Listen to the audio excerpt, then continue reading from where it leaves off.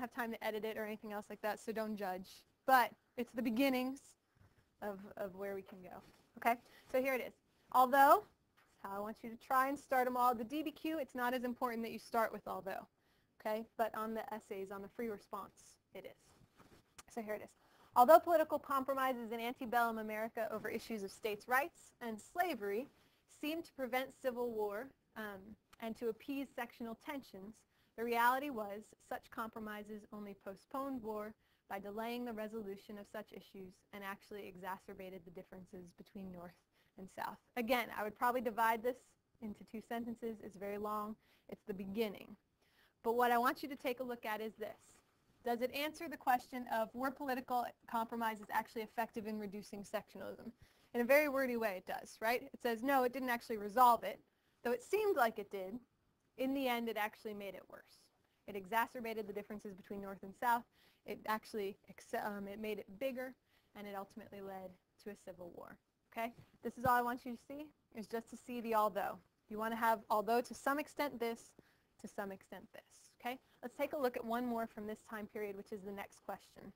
In what ways and to what extent, here it is, in what ways and to what extent did constitutional and social developments between 1860 and 1877 amount to a revolution? Bless you. So what we're looking at, 1860, should ring a bell to you. Election of Lincoln. And 1877 should ring a bell as well. It's the compromise. The compromise of 1877 also having to do with the election of 1876. The election of what man? Hayes. Rutherford B. Hayes. Okay. So this is a more narrow time period. You just had 40 years in the last question, and here you have 17, right? But this is a fairly narrow question. But there's a lot of meat in this. What do we refer to this time period as? From 1868 to 65 is the Civil War.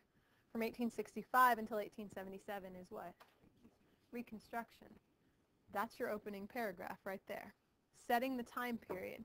1860 to 1865 being the Civil War, and then you're going to identify 1865 to 1877 as being the Reconstruction after the Civil War. So whenever I keep kind of prodding you and saying make sure you have outside information in your opening, your specific details in your opening paragraph, I'm telling you, use the question to help you do that, okay? And many of you are doing this. It's just it's been a while since we've done it, so it's good to practice. Let's take a look then at this. The second part of this question asks you to identify constitutionally and socially. They give you your organization right there. When they identify 2 different things, you now know that you can have 1 paragraph on constitutional and 1 paragraph on social. If you want to do it differently, you can. But if they give it to you, try and make your life a little bit more simple. If you can organize it this way, organize it this way.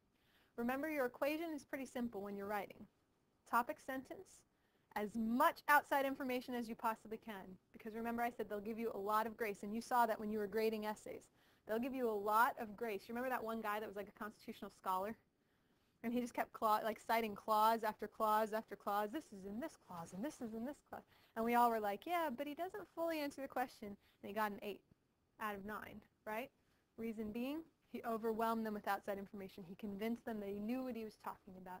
They're willing to overlook a lot. Now, don't make up history in order to fill in outside information. That's a big no-no. But other than that, use what you know. All right, so here's what I would do. I would start specifically with this. So the question itself, of course, make sure you know what the question is asking first and foremost.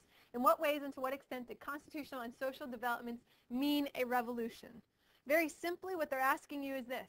How much did the country change from before the Civil War to the end of Reconstruction, which is when we consider really the end of the Civil War's impact, right? How much did the country change?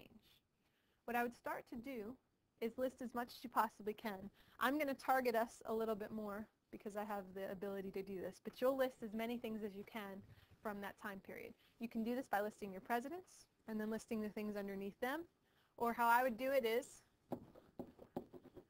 I would make 2 columns. constitutional, and then social.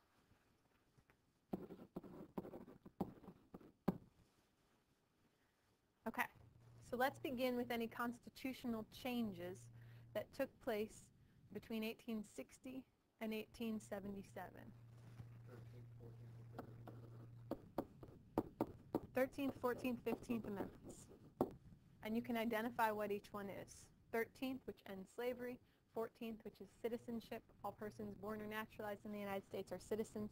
And 15th, which is voting rights. Well, during the Civil War, Lincoln suspended habeas corpus. Good.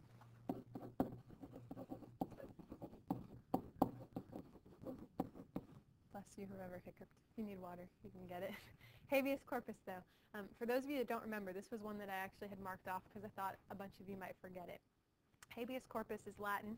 It's in the Constitution. Specifically, it means that if you are arrested or detained by law enforcement, that you have to be brought up on charges.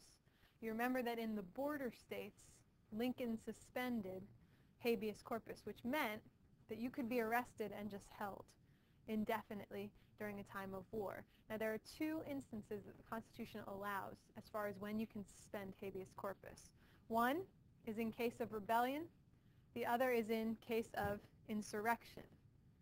Now, remember, Lincoln never called this a war. He always called it a domestic insurrection. He started by only doing it in the border states. Why? He had to silence the dissent from within those states because he needed them to stay in the Union. You remember there were 4 states that stayed, bless you. There were 4 states that stayed in the Union. And so he needed to make sure that he could control who was criticizing the government in those states. And that's why he did it. Let's take a look at this before we even take our list even further. So the question is, to what extent did we have a constitutional revolution? This is evidence that we did, right? That a lot changed from before the Civil War to the end. Can you give me some examples of how maybe socially these didn't really change all that much?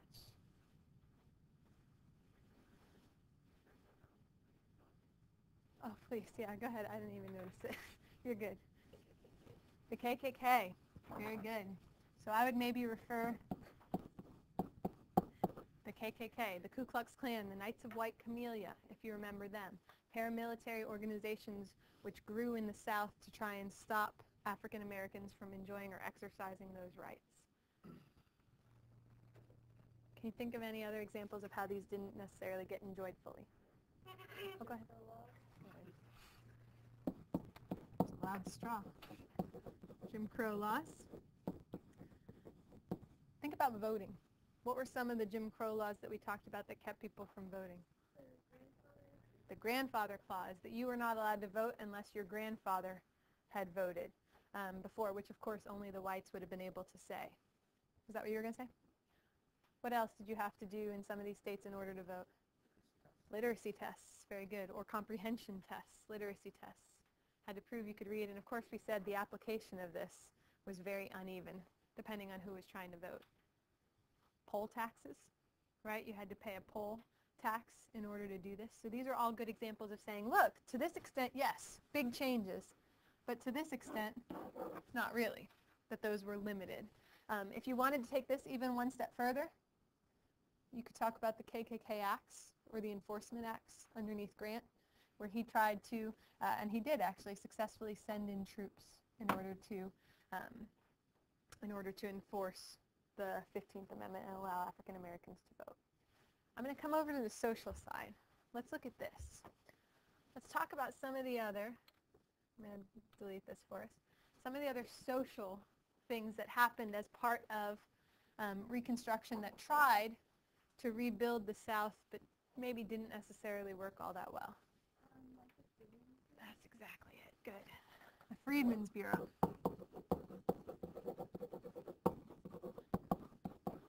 Now remember, there were a lot of goals of the Freedmen's Bureau. One of the things that they did successfully was what? They set up schools throughout the South. You remember we said that a lot of people gave up their jobs up north, moved down south, and opened up schools as part of the Freedmen's Bureau. And the government created this for about a year. Later on, Andrew Johnson will